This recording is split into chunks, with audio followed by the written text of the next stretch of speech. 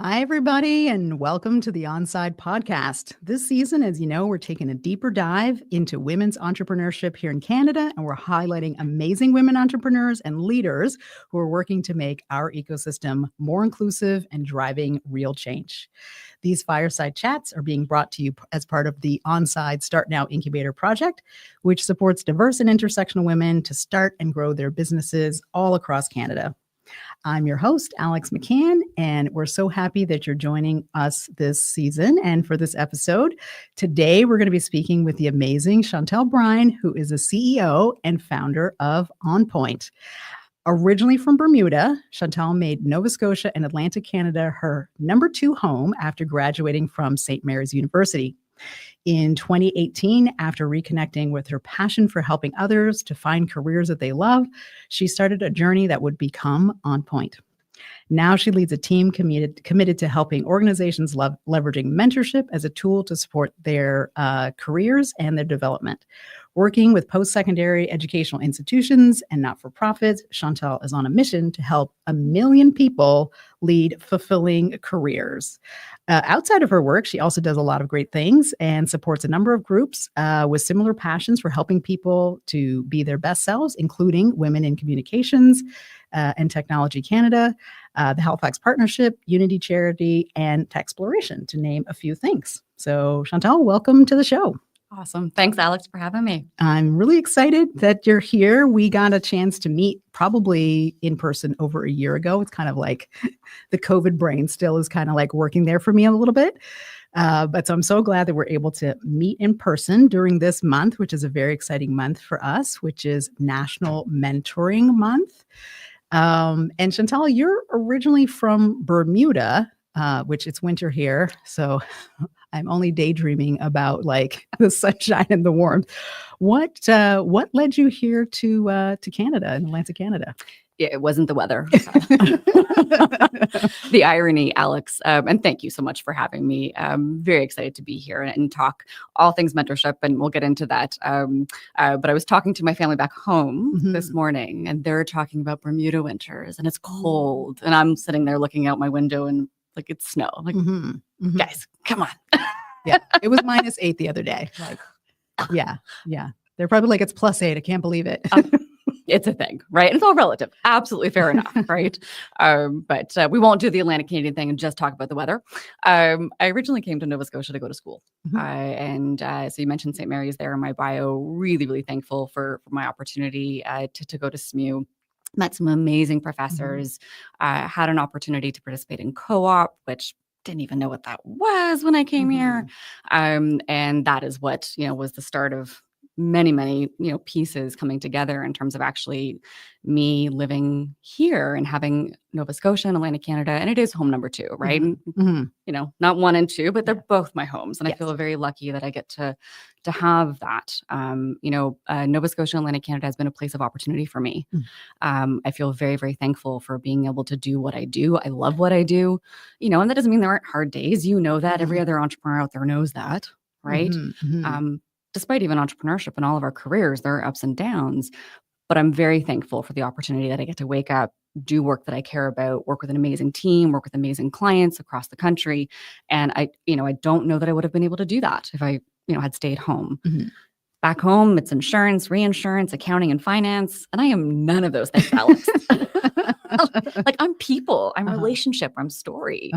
And so I'm very, very thankful for the opportunities that coming here for university opened doors that I didn't plan for them to open. So I didn't plan to stay here after graduation. It was co-op, right? I got to work with the Public Service Commission at the time, then got to work with a small consulting firm and got to see what that was like and just got exposed to different opportunity, different people. I was like, well, there's some really cool things happening here. Absolutely. Nova Scotia, water is a part of it for me. I'm an island girl still at heart. Maritime, boats, water. Right. I'm a Pisces, so I definitely can appreciate that. There you go. I have to be near the water. I just have to. Yeah. Same, right? But very thankful. If anybody ever wants to talk about Bermuda, by the way, I am all for it. They have a direct flight now. It's very economical. Just saying. Yeah. So, but very, very happy to be here and to do the work that we do.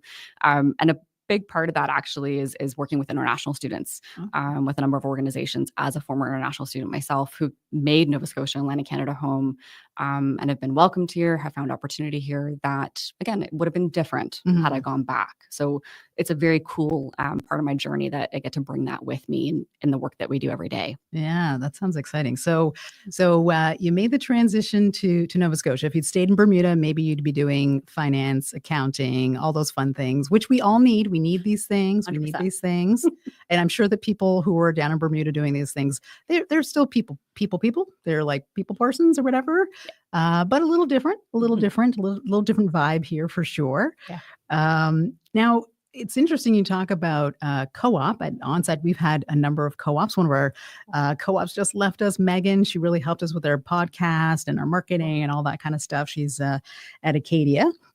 But was it being in co-op that got you interested in mentorship? Is that the thing that kind of sparked the interest for you around mentorship, or like how did that kind of happen? Great question. And no, absolutely not. I was too young. And I was one of those folks, Alex, who came to university because it's the thing to do, right? Bermuda has a college if you want to do, a bigger degree, and then also just go experience something different. You need to leave, right? And then you can come back. But I knew I needed to go away. I was like, okay, I don't know what I want to do. I like people. Let's take psychology. I want to help them. We'll figure it out along the way. Right? I was one of those people. And co-op came about because an advisor from one of my classes was seeing my interest in the intersection of people at work. And so organizational psychology. Okay. Right? And so that was really the bridge to then, and I know now that, and I can look back and go, that professor absolutely was mentoring me. Did I know it at the time? No. He was using Jedi mind tricks to like help you navigate. 100%. And she was phenomenal. I then became a TA with her. So got lots of exposure and opportunity. But fundamentally what got me into mentorship as a practice, as an art, as a philosophy, was an experience later on in life. I was working at a company they were based in Nova Scotia, but working right across North America. They had technology, software, and I was in I was the human resources department, right? Like I was the one. And then, we had a couple people over time, but I started with that organization when they were 32 people, grew it to about 600 or so with temporary staffing, and then kind of scaled back down on the other side. And it was at that time the company was going through a reimagining, right? Which happens in normal company life cycle. And this individual came into the organization who just took an interest, Alex, asked questions I had never thought about before, actually sat and like in the uncomfortable silences in those questions and actually cared about what I said, but not in a way that my answer mattered, meaning it was either going to be good or bad, but more so that I was willing to think about that was what mattered. And that was at the time, what I really realized as mentorship. And again, I can now look back on many other inflection points in my career and go, I've had amazing mentors from different walks for different things, right? Different seasons for different, for different mentors. But it was really that relationship that then led to my awakening of, it's not really human resources that I want to do. Yeah. That's not it. I'm great at it, right? I'm really good at certain parts of it. Other parts of it, I probably sucked at, right? It just wasn't me. It wasn't what I was passionate about. I wasn't fueled by it. And so it was that relationship with this person that went for, I want to say probably a 2-year period of time in the trenches, so to speak, was working with them through in my day-to-day job, but they were giving me access to their network, introducing me to different people to have different kinds of conversations that I began exploring. What do I actually want to do? Right. And so that was the aha moment for me that started down the train. It would take still some time to get to what is now EnPointe, but that was the kind of genesis really of, oh, wow, you know what? our lives are really too short. None of us know how much time we have on this earth. What if we could actually do work that we connected to? How happier would we be? How much more satisfied would we be? And man, actually, how much would that benefit the work we're doing, and then the people we serve, and the communities, the employees? And there's actually research that proves and shows that, but in practice, it's a little harder, right? And so having that experience of having somebody walk with me, not in front, but with me through that was the eye-opening of, okay, you know what? We don't have to figure career out on our own. We can learn from and with other people, and everybody wins if we can do that. So that was the aha and the very real personal, oh my gosh, life could be really different. What if? Yeah. Right. Yeah. Well, that's so, I'm glad to hear that you had such a profound sort of experience and realization. And I think you're probably right. People sometimes have mentors or mentorship relationships that can be informal, maybe not, super formal. Like I didn't sign up for a program or, things like that. Yeah. And it's interesting. You talk about walking along together and not in front, not behind. Yeah. Because you have to kind of be ready for it, and it is like a journey. It's like a journey. 100%. Yeah, Yep. yeah. But why do you think mentorship is important for women? And we at Onside we're talk about entrepreneurship. Why do you think it's important for women or women entrepreneurs to think about mentorship? Yeah, and I think I can answer from a couple different perspectives. One, I never would have started a company had it not been for, let me rephrase that. I would have never started the company that I did when I did, had it not have been for this relationship. Entrepreneurship wasn't in the curriculum when I was a student at St. Mary's. Thankfully, it is now, and they're doing so much amazing work. There's organizations like yours that's doing amazing work in that space of even just introducing entrepreneurship to people. But that just wasn't a thing at that time. And so for me, it was the start of being able to go, okay, you know what? I can do something I care about. I do have ideas. I'm really good at certain things.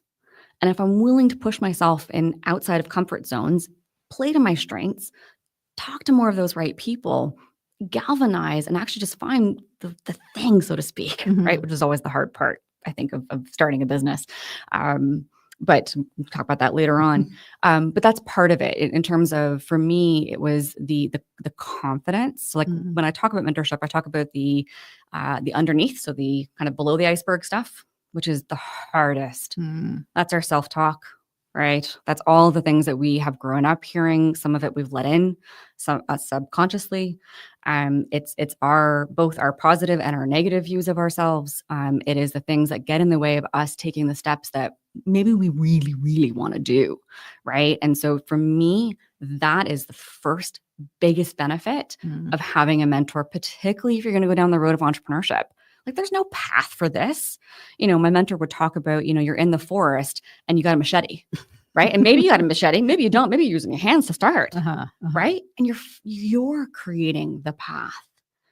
And sometimes that's going to be a little harder than others, right? And so you've got to be willing to take that first step and know that you are going to fail. You're going to make mistakes. It's going to get ugly, but you're going to dust yourself off and you're going to be okay. The world's not going to end, right? And to keep coming back to like why you're doing it. It's a certain kind of crazy. Yes, that's true. A certain kind. Right? A good crazy. It is. But for me, that's hard to show someone else. Unless you have seen somebody before they engaged in that mentoring relationship and you see them and you hear them talk throughout it, then you can tell the difference. But from an outside looking in, that's the harder one to sell sometimes. And it's not you snap your fingers and that's it. Yeah.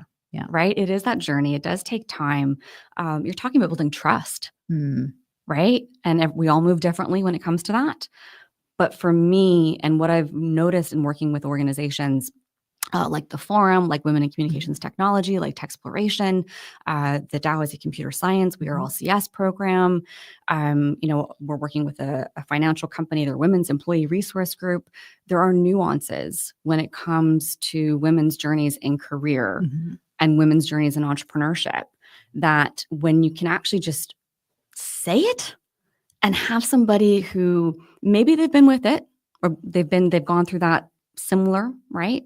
And just be able to, you just normalize it. And not in a way that accepts, that's not what I'm talking about, but in a way that helps you to figure out, okay, how am I going to move through this with integrity, with a way that I'm going to feel good about this? And having that as a safe sounding board, that mentorship relationship, Alex, this isn't somebody who, in my view, the best mentors, particularly when you're thinking about an entrepreneurship journey, they can come from many angles, right? You can have many. But the one I'm talking about here, somebody who doesn't have a vested interest in my success, other than they see the success. They've seen it in others. They've helped others get there. They've helped themselves get there. And all they want is for me to have what I want of success. They don't have a definition of it. Entrepreneurship, that can get tricky, right? So an investor, it's a different relationship. Yeah. Doesn't mean they cannot mentor, right? And do some of the practices of mentoring, but there's a bias there.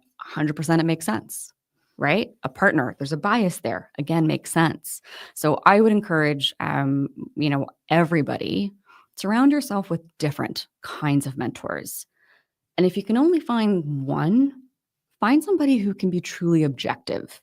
And that can take time, but I think that's where organizations and like the work that Onside is doing, the forum is doing, there are spaces, Women in Communications Technology, like there are spaces that you can put yourself in to connect with people who you don't yet know, who you can take a chance and see if there's an opportunity to build a relationship there, because that person they owe nothing to you, right? So if it forms and you're able to get to that place of trust, that unbiased feedback is so helpful, right? So again, absolutely different types of mentorship, different mentors for different things.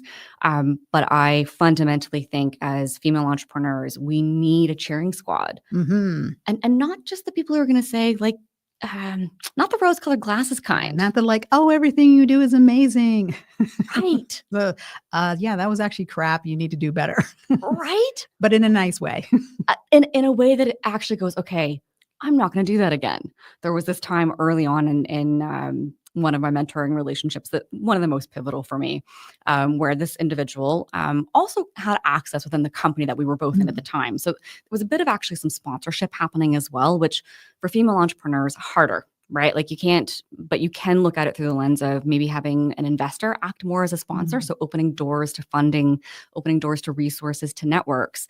But in this case, this individual was trying to give me different opportunities to show different skills of mine within the company. And we were having a town hall. Okay, the company was going through some change. And we were probably, I want to say 70 employees in an office at this point. So kind of crammed. We didn't really have a space that was big enough. So we're in our foyer. And I've got all these people looking at me, most of whom, by the way, I helped hire in some way, shape, or form. And I was giving an update, I think, on an office move or something like that, because I was working on that. And I stayed in my chair when I gave the update. Oh. Yeah. He never let me forget it. Oh. But like I can smile about it now. I joke about it now because I'm like, okay, yeah, right. No, that's not the thing to have done. Yeah. In terms of I'm trying to communicate change to people, and what does that mean? And that, again, confidence, Alex, right? But it was a mistake. Was it a big mistake? No, but it was a learning opportunity, right? So that's a great example, though, of you need those real conversations, and sometimes it's harder conversations. Yeah, it should be. Yeah. Right. Yeah.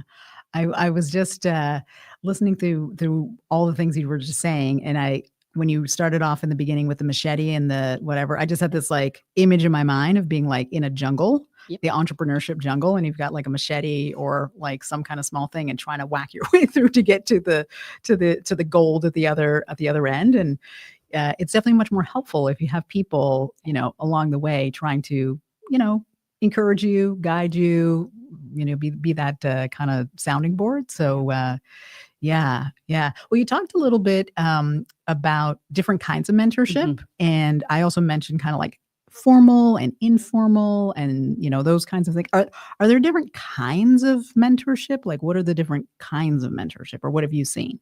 Yeah, and absolutely. One of the things we say when we work with organizations, particularly if we're going to do helping them create a mentorship program. So mentorship program design is part of what we do, and we start with saying mentorship is not a one size fits all, right? It's not going to be the same thing in every single circumstance. You've got different people. You've got different objectives you're trying to help those people work towards. So we spend a lot of time when we're working with organizations, and or even if I'm just talking to somebody who's trying to access mentorship, understand your why. What is it you want to be different as a result of either convening and putting people together to form a relationship, and or if you want or you're going out to seek mentorship, why? What do you want to be different? What does success look like for you? Right. And not just the surface level things. How will you know it was a good use of your time? And once you can actually understand what that is, that then opens up worlds in terms of, okay, what's the right kind of mentorship for me? Who's the right mentor? What's the right kind of structure for my mentorship program if I'm an organization that's going to create a program, right? And I gave an example. I've participated in both formal and informal, but most of my experiences have actually been informal. They were created because of an opportunity where I was already connecting with somebody, whether it was through work or volunteer work, or, hey, Chantal, you should meet somebody. Right? And you're like, oh, actually, yes, I should. I like them. I like you. I trust you. And let's go see. And then you start from there, right? But I've also participated in formal programs that have a beginning and an end. And they've got some kind of, it depends, right? Some programs are pretty structured in terms of, okay, we want you to meet 4 times in 6 months. What you do after that, up to you. In some cases, you might even find programs that provide like a meeting agenda or a framework. What we see most often is organizations can be really, really successful if they're going to create programming, provide some sense like of where people can start. We did some work with an organization last year out in Alberta who's working in the zero carbon space. And they've got a mentorship program, a lot of individuals going through it, and individuals from all different walks of life, all different backgrounds, but brand new to that field, right? So it's transition. I'm not confident in this new thing because I've never done this new thing. And what we talked about with them is, you've got the right ingredients in terms of willing participants who want to engage in mentorship, but they're already lacking confidence in the thing the mentorship is intending to help them build context and knowledge around in terms of career paths within this industry. Take some of the guesswork out for them. Don't make them have to figure out, how do I even engage with mentorship to do this other thing? Providing a little bit of structure. And you see me do this with my shoulders because some organizations hate that word. Oh, right? Structure. Oh, okay. So we talk about I think of it like when you're bowling, right? You used to have the guardrails. Yeah. Guardrails, right? Just something that's going to help those 2 people or that triad or the group really organize. Okay, we've agreed this is what success looks like. And we've agreed here's how we're going to work together. And at least something to get them started in those conversations. What we found is that even if that is the case and individuals have access to, maybe if they want some training or if they just want to brush up on, okay, how do I ask that question that I really want to ask? Like that's often what we hear, Alex, when we're working with participants. It's either how do I find a mentor, right? Which is where the informal comes in, or go find programs that are out there. Female entrepreneurs, we've listed a couple already today. Yeah. There's a lot out there that the forum is one we've worked with in the past, and lots of other ones out there. Yeah. Well, it's I definitely feel like in Nova Scotia, my experience with the informal mentorship definitely involves coffee. A lot of coffee chats, a lot of recommendations over coffee. So if anyone is super intimidated and wants to try coffee, like I find, at least if you're in Nova Scotia. I was going to mention, Alex, that point, LinkedIn. Yeah, sure. 100%. Yeah. Right. Like the pandemic did a wonder of opening up networks, right? Like we did a bunch of other things as well. But in terms of access it did open doors that maybe weren't open before. And so, if you're someone who's looking for mentorship and you haven't found a formal program or organization that's helping to convene those, LinkedIn's a really great place, right? Your job then is to find the right person based on what information you can find about their profile. There has to be an actual connection. It's not transaction. This is relationship, right? But using LinkedIn to reach out and say, look, I find your career journey really fascinating because blah, blah, blah, blah, blah. Look, I know you're probably extremely busy. I'm wondering if I could have 20 minutes of your time just to ask you a couple questions about blah, blah, blah, blah, blah. And it's a start, right? It's an olive branch, so to speak. And I think individuals will be surprised how many times. Doesn't mean you, by the way, if you do it like once, somebody responds right away. It might take you 3 times, 4 times. But if it's somebody you really want to build a relationship with, you're going to be persistent, right? Politely persistent. Yeah. But you'd be surprised how often that could start conversations that could lead to real transformative relationships. But you never know if you don't take that first step. Yeah. Right? Yeah. Yeah. Reach out. Don't be a stalker. Politely persistent. Politely persistent. Exactly. So we've talked a lot about it's National Mentoring Month, and we talked a little bit about different kinds of mentorship, what got you kind of interested in mentorship. How did you decide to create a company that focuses on mentorship? Because it's funny, I think we met like a year ago or more. I think I was at a women's entrepreneurship event. Yep. And I kind of knew this, and then I sort of forgot. And then we were looking at some stuff, related to mentorship, because we have found at Onside, like the mentorship space and we work with a lot of early stage women entrepreneurs who, they're a little bit early in their career. And a lot of times people are nervous or haven't thought about, what mentorship could do for them, or if it's viable or doesn't make any sense. So we found that space, kind of difficult. So I was like, oh yes, EnPointe, this is amazing. But how did you how did you decide to create a business? Like, was this something that you did like soon after you got out of St. Mary's, or, you were telling me about this kind of 2-year experience you had with this like transition with the HR and all this other stuff. How did you, what was like, yes, I'm doing it? Yeah. And definitely not one thing, right? It never is one thing. It comes back to when I was a little girl, like child. I can't remember tons from like vivid memories like this, but I remember this. My dad was putting me to sleep one night, and we were reading a story or something like that, and he closed the book. I was like, all right, time for bed. And something about the book or a conversation made me stop and look and say to him, like, Dad, I don't want to grow up. And he was like, well, why? And I was like, well, like, adults just seem unhappy. Like, in a kid's mind, right?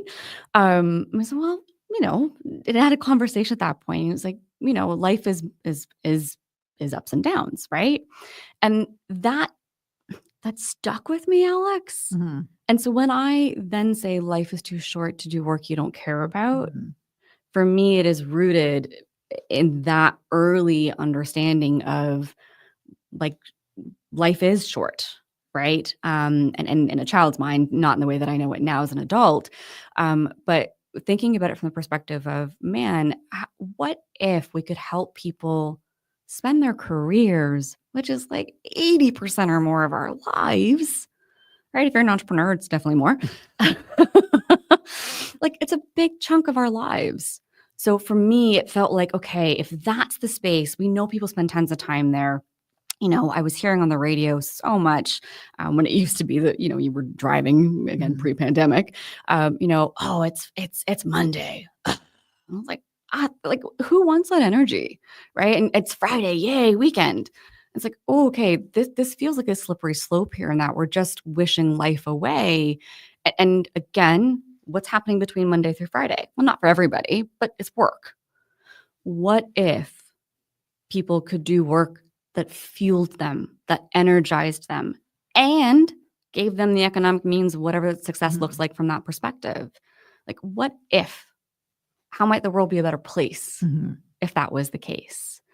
And so that it was from that of, okay, I've had some awakenings myself. If I fast forward now to when I was with the tech company, having those kind of exploratory conversations with my mentor at the time, and it did not jump right to EnPointe, right? So I joined a recruitment firm for a period of time to experience something different. Did some recruitment in the tech space. Did some marketing for them, helping them tell their story. And on the side, we kind of incubated what would become EnPointe within this company. But it was like, okay, let's just experiment and figure out, I've got this idea. I've got this thing that I'm really passionate about. At the time, Nova Scotia was losing many graduates to other parts of Canada. And international student immigration was a big priority for the province. And so it was this interesting combination of things that then led to, okay, let's have some conversations with employers. Let's have some conversations with recent graduates. Let's have conversations with soon-to-be graduates and try to understand where the gaps are when it comes to the right people being in the right jobs, being in the right companies. And what it fundamentally came to, and I'm talking thousands of conversations, Alex. It's a lot. Right? Like I would ask what I thought was a very simple question. Why engineering? The answer I got so many times was, well, dad was an engineer, brother was an engineer, uncle was an engineer. Okay. Why industrial engineering? Well, I like solving problems. Why? Right? So we played that game, right?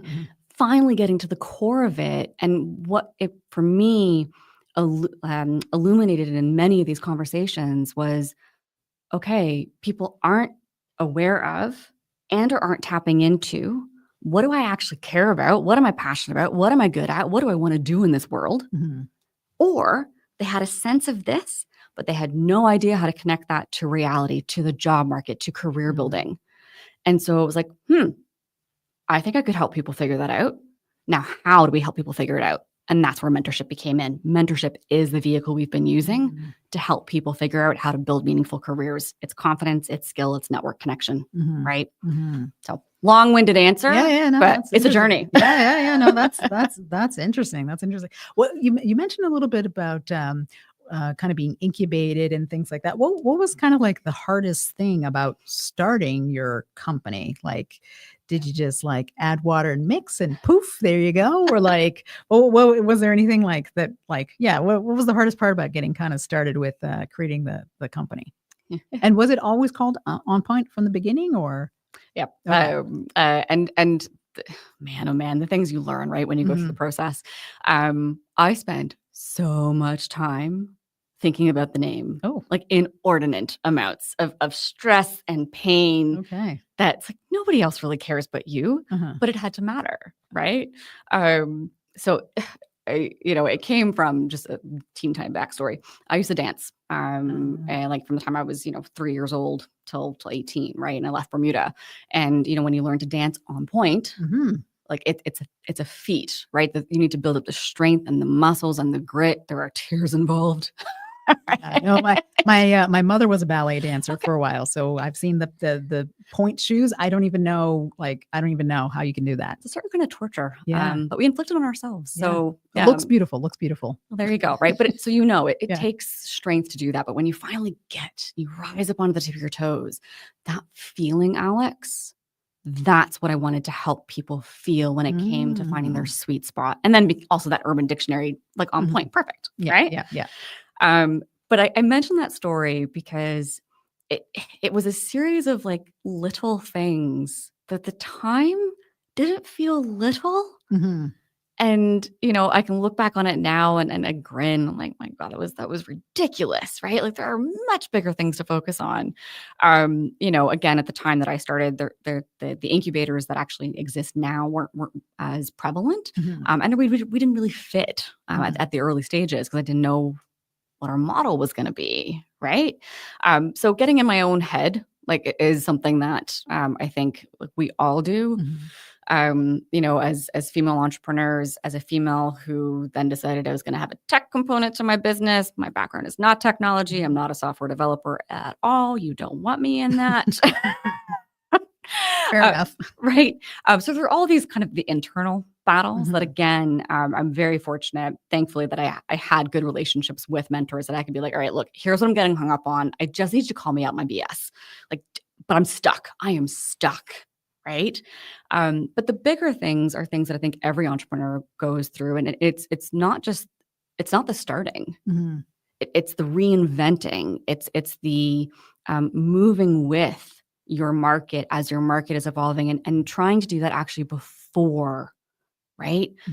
So trying to be that almost having the crystal ball when none of us do, right? And trying to go, okay, like, where do we think this is going? So there's a lot of interesting things that are happening in the workforce and career development domains right now. A lot of our clients we work with, we've done a lot of work with post-secondary institutions, supporting international students. There's a lot of change and turmoil in that space right now. So, it's paying attention to what's happening and then figuring out, okay, what's the space we can still occupy and we can still have an impact in, and who are those people? One of the things I was doing, and I spent an inordinate amount of time early on, was trying to convince organizations that mentorship actually was part of the solution to their people problems, to their student success, their student retention, their student or their alumni engagement problems, or their participant placement rates at not-for-profits. I was like, you know what? It's not my job to convince you. We work with organizations who already believe in the power of mentorship, but who know they don't have the time or the resources, the expertise to do it in-house. We tag team together, we collaborate, and it's really about helping that organization turn up the volume on their work. So that was a big one. It took time though to figure that out. Right. Yeah. I can appreciate that in some of our other work that we do is around inclusive innovation and, trying to create space for more inclusion for women and underrepresented founders and, trying to do all of those things. And we talk a lot about following the energy. Like you can spend a lot of time convincing people. I mean, you do have to do like a knowledge sharing and bringing up the general knowledge. But if you want to make some progress and mobilize and get some things done, like, keep sharing and doing the other things, but getting things done. You sometimes have to say, okay, who are we do this a lot of our work with some of our MIT REAP kind of thinking. It's like, who are the stakeholders who are around, who has the energy, the motivation, the urgency, the influence that can help move this agenda forward. Because you're right, if you're constantly trying to bring every single person along, then you get worn down and you can't bring anybody along. So yeah. Lessons. Yeah. Right. Lessons. Okay. That's a really good lesson. That's a really good lesson. What's something that's been super rewarding as you've created this business? Like, I know you talked a lot about international, and there's all kinds of stuff happening with international students right now, but what's something that's been really rewarding in this business? Yeah. My answer's not going to surprise you, I don't think. It is hearing the stories, seeing the stories, observing the stories of the individuals who have had those aha moments because of participating in mentorship and or the organizations who are learning from bringing it to their people. We were on a call, it's a couple months ago now, and with an organization we've been working with for about 3 years. And again, their initiative is specifically supporting women in their organization and progressing within the organization professionally and personally. And it was smiles all around, Alex, like, and genuine smiles. And to hear the people talk about the real impacts of what mentorship has done for them, they feel like they belong. They've been given different opportunities. They've had access to different networks within. This is a large company we've been working with. They have somebody who they feel like they can actually talk to, who they never would have connected with otherwise. And you see it, you feel it. There have been some amazing, real transformative stories, even in the work we've done with international students, where, mentor and mentee become friends. There's an example of a pair that the mentor actually went so far as to help this individual bring her 2 daughters here from Lebanon and work towards her own immigration. And so it's real. It's just real. Right. And so I'm glad that I get to be a very small part of helping people do what it is that they need to do for their own self. Right. And we will never know the ripple effects that this creates. But that is why we do what we do. That is why we celebrate National Mentorship Month. And we want to encourage everybody to participate in mentorship in some way, shape, or form, because you don't know what you don't know. Right. Well, I think you, as you were talking, made me think about something, and I love the stories that you were sharing. And I think right now we've seen it in our own work, and we have connector events and things like this. We mostly work online, but we try to have some things in person. But even with our virtual stuff, what we notice are the people are really craving connection Mhm. and talking to real people, even if it's online or just for a few minutes or just. And I think, I embrace AI. I love, my Copilot, and I love my Chat GPT. I love all those things, and they can tell you all kinds of things. Yep.